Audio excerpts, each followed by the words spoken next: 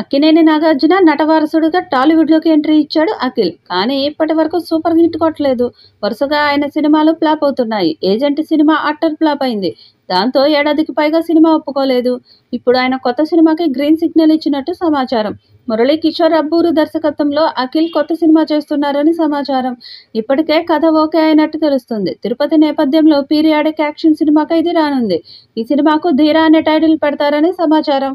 Annapurna studios బ్యానర్పై తెరకెక్కనున్న ఈ సినిమాలో శ్రీలీలను ఎంపిక చేసినట్లు సమాచారం. అఖిల్ హీరోగా రూపొందబోయే కొత్త ప్రాజెక్టులో కూడా శ్రీలీలకు హీరోయిన్గా అవకాశం వచ్చినట్లు టాక్ వినిపిస్తుంది.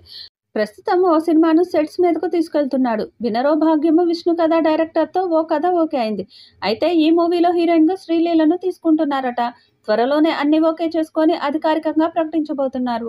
కొత్త ఏడాదిలో ఈ చిత్రం అధికార ప్రకటన రానుంది. ఇక శ్రీలీల చేసిన సినిమాలు పెద్ద హిట్స్ అయ్యాయి.